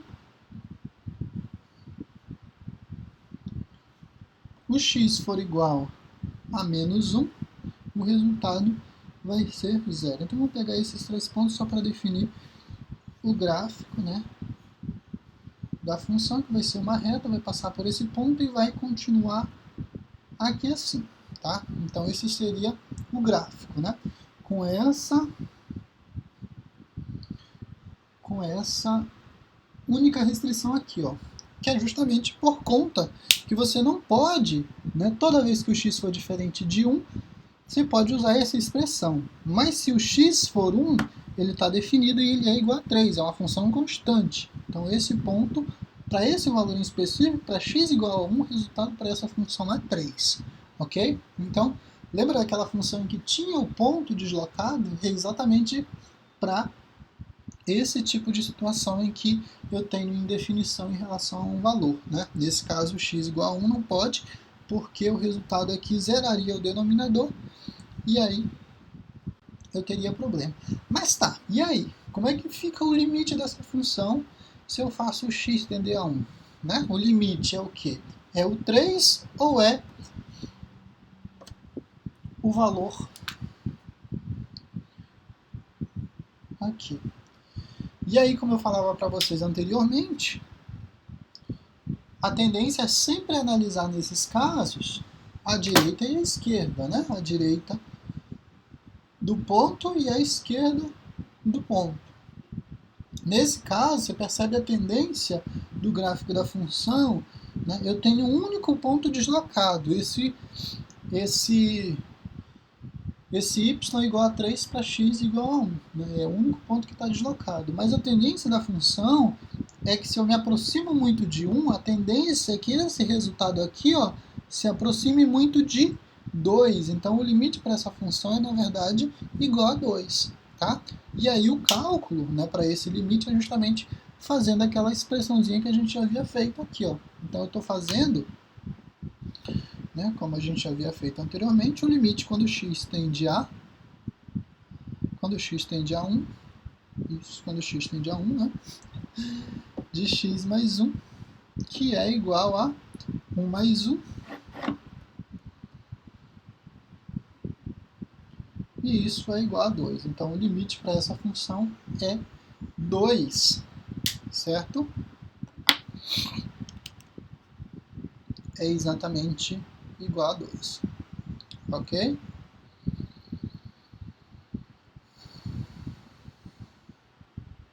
E aí a gente tem diferença, porque a f, o limite, né, eu tenho diferença, porque a f de 1 é 3. Então, se eu fizer essa f de 1, isso é de modo direto, né? Se o x for igual a 1, o y é...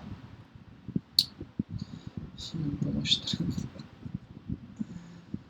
Tem diferença, é isso que eu estava falando, que o limite é diferente da aplicação em f de 1. Isso aqui é 1, não é 1, 2. É diferente, o limite é 2, mas a aplicação, ou seja, a f de 1 é igual a 3, porque, por definição, a função é, se o x for igual a 1, o y é 3. Né? Se o x for diferente de 1, você pode usar essa expressão para calcular o valor de y. Tá?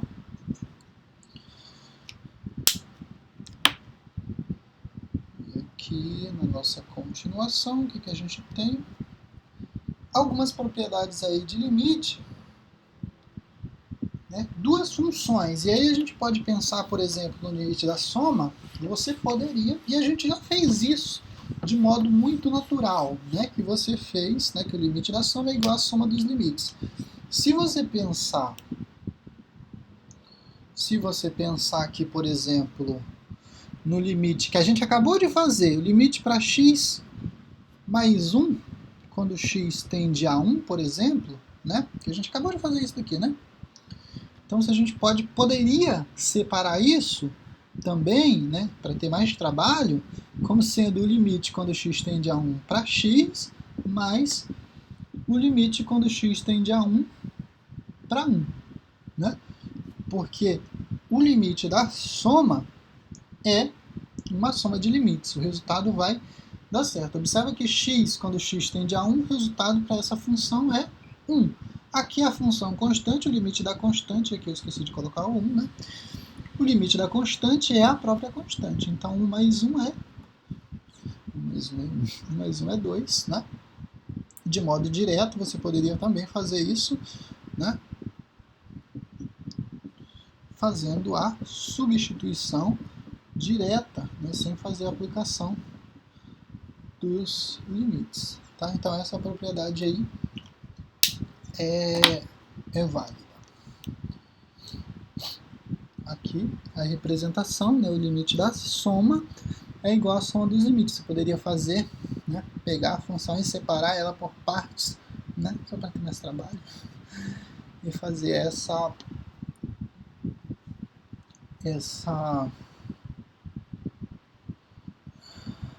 multiplicação. Na letra B, aqui essa propriedade, a gente está pensando num número multiplicando uma função, ou seja, uma constante multiplicando uma função. E aqui, nesse caso, você poderia separar isso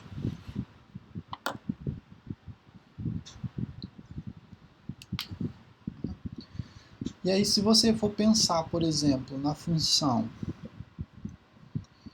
f de x igual a 2x, né? Se a gente pensasse numa f de x igual a 2, né?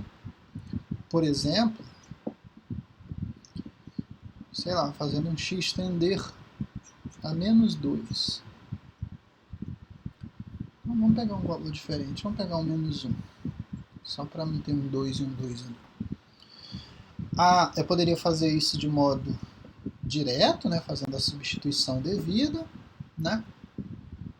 2 vezes menos 1, o resultado é menos 2. Ou eu poderia fazer a aplicação da propriedade, né? Se eu tenho uma constante multiplicando a função, eu posso olhar isso aqui como sendo uma constante que está multiplicando a função x, né? Eu poderia fazer também isso, 2 vezes o limite quando x tende a menos 1 para x. Separar isso, trazer esse 2, né, multiplicar o resultado do limite. Fazer esse 2 multiplicar, na verdade, o resultado do limite para essa função, né?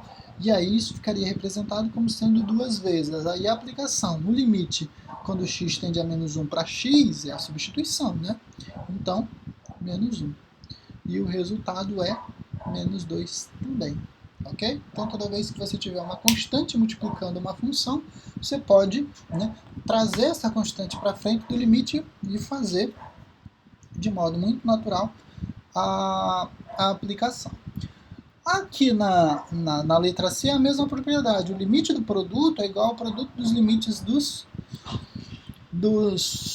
fatores. Né? E a gente pode pensar, sei lá, numa função x ao quadrado, por exemplo. Você pode pensar num x vezes x e aplicar os limites, né, os limites separados. Né? O limite para x ao quadrado, quando x tender a 2, por exemplo, pode ser o limite quando x tende a 2 para x vezes o limite quando x... Pensar aqui nessa propriedade. O limite quando x tende a 2 para x ao quadrado, por exemplo. A gente pode observar esse x ao quadrado como sendo o quê? Como sendo x vezes x, né? E eu posso pensar nisso aqui, só para desenvolver essa propriedade, como sendo o limite quando x tende a 2 para x, que multiplica o limite quando x tende a 2 para a função x, né? Obviamente que eu vou ter a coincidência, eu vou ter a multiplicação, o limite quando x tende a 2 é 2, e o resultado disso aqui é 4. De modo direto, eu poderia também ter esse mesmo resultado se eu fizesse a aplicação direta, ou seja, 2 elevado ao quadrado, que é igual a 4, né, para esse limite de modo direto. Né, se a gente for pensar na propriedade de multiplicação, né, e multiplicar esses limites separadamente, o resultado também é o mesmo. Ok? Então, essa terceira propriedade aqui é que o produto do limite é igual ao produto dos limites dos fatores. De modo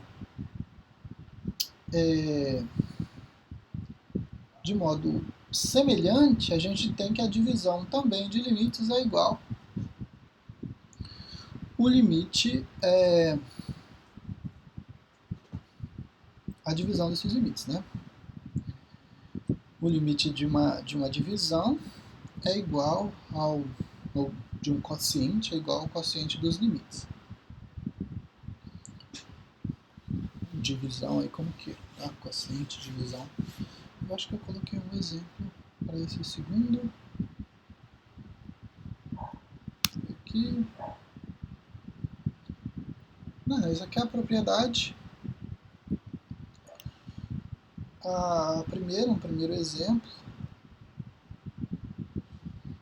em que eu tenho a aplicação, né, da primeira propriedade. Né? Poderia desmembrar isso, fazer isso como sendo o limite de x. E aqui eu tenho mais de uma propriedade nesse caso. Ó. Eu tenho o limite... Poderia fazer isso de modo direto, né, sem problema, mas aí como eu quero mostrar as propriedades, né, foi feito passo a passo, foi feito separado. A função é x ao cubo menos 8 quando x tende a 2. Né? Eu poderia desmembrar isso como sendo soma de limites, né? Pegar essa primeira parte aqui e fazer o x tender a 2 e pegar essa segunda parte aqui, embora negativa, também fazer o x tendendo a 2. Aqui eu tenho o limite da constante, a gente já viu que quando, né, a função é constante, o limite para essa função, embora no x varie para qualquer valor, o resultado continua sendo a constante, então o resultado é menos 8.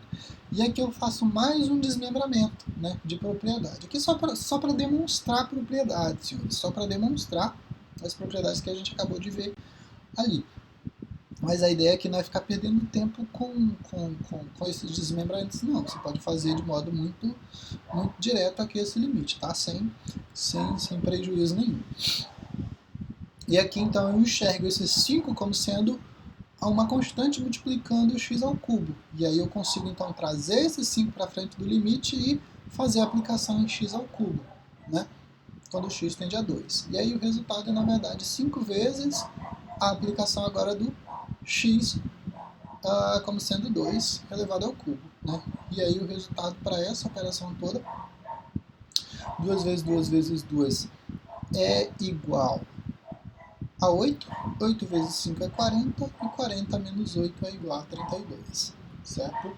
E aí, de modo direto, também eu poderia fazer logo, né, a substituição desse 2 aqui e fazer os cálculos também de modo bem direto, como a gente já via.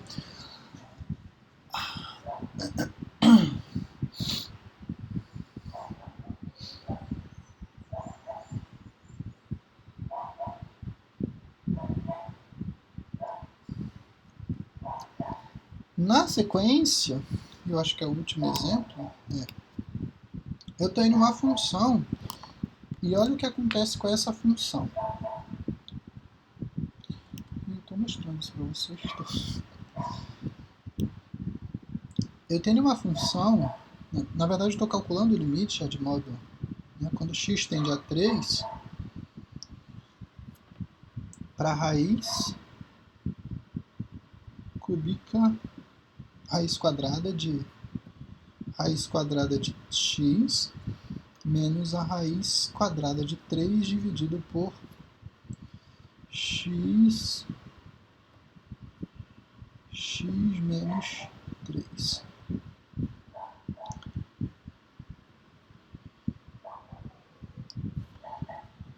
E aqui, senhores,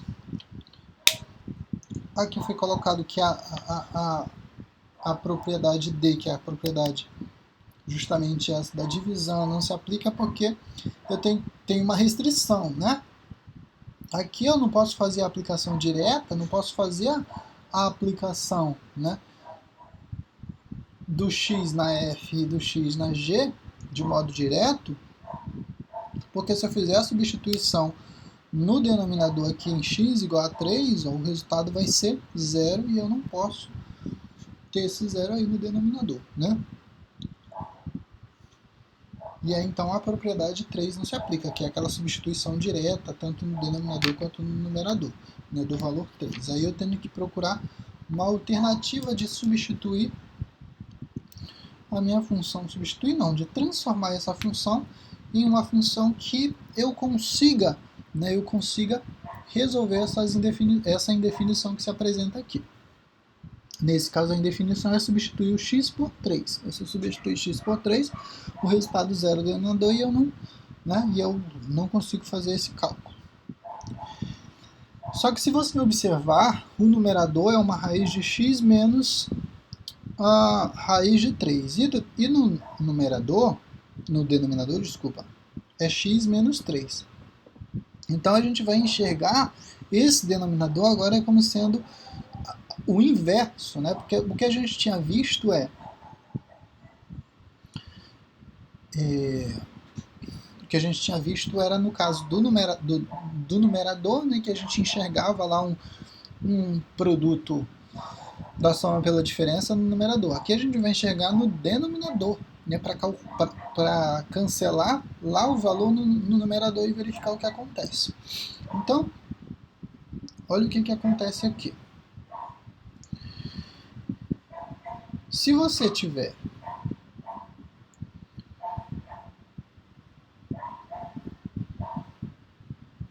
aqui, você pode enxergar esse x como sendo uma raiz de x vezes raiz de x. Toda vez que você tiver raiz de x vezes raiz de x, o que acontece? A multiplicação. X vezes x é x ao quadrado. Então você teria a raiz quadrada de x ao quadrado. E a raiz quadrada de x ao quadrado é igual a x. Então você pode enxergar esse x aqui, ó, como sendo, na verdade, né? E aí você vai pensar nesse x como sendo raiz de x elevado ao quadrado. Você pode pensar dessa forma, tá? E a mesma situação. Esse 3 aqui ele pode ser visto como sendo raiz de 3 vezes raiz de 3. E o sinal de menos, né, permanece aí. E aí, toda vez que você tem primeiro termo ao quadrado, segundo termo ao quadrado e uma subtração, produto, né, da soma pela diferença.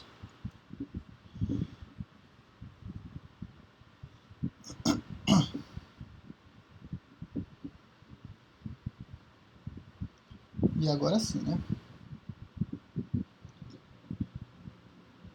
Aqui multiplica, aqui menos, mais, tanto faz a ordem aqui, tá? Não vai fazer diferença. E aí você consegue. Aqui você não vai fazer o cancelamento e sim a divisão, né? X menos raiz quadrada de x menos raiz quadrada de 3 dividido por essa parte aqui. O resultado dessa divisão é igual a 1, então vai permanecer 1 no numerador. E aqui eu ainda não apliquei o limite, né?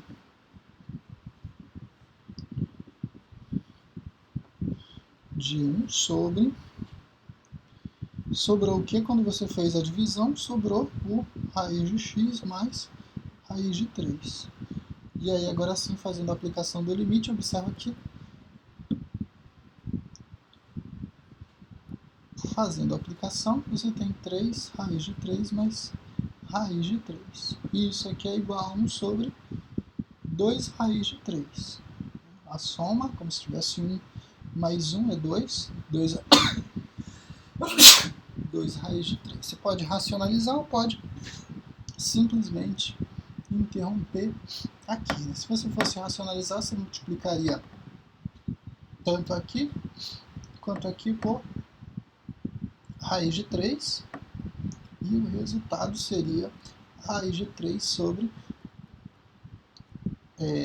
raiz de 3 vezes raiz de 3 é raiz quadrada de 9, a raiz quadrada de 9 é 3, e 2 vezes 3 é 6. Né? Pode representar dessas duas formas, ou dessa forma aqui, ou dessa forma aqui. Ok? Essa multiplicação aqui é como se você estivesse multiplicando 1 aqui, de modo diferente, né? Porque raiz de 3 dividido por raiz de 3 é igual a 1. Observa que 1 vezes qualquer número não altera o valor desse número. Tá? Então a ideia é sempre pensar dessa forma, fazer uma multiplicação de modo a não alterar o resultado.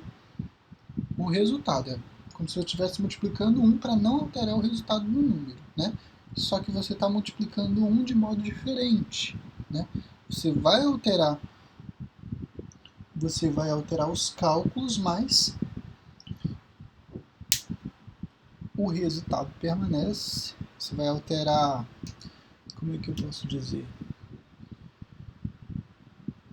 Os valores numéricos, né? Você altera numerador e denominador aqui, né? Obviamente, você tem uma mudança, mas essa representação aqui, ó, né? 1 sobre 2 raiz de 3, se você fosse pegar e colocar isso na calculadora, você teria o mesmo resultado que se você calculasse a raiz de 3 e depois dividisse por 6, né?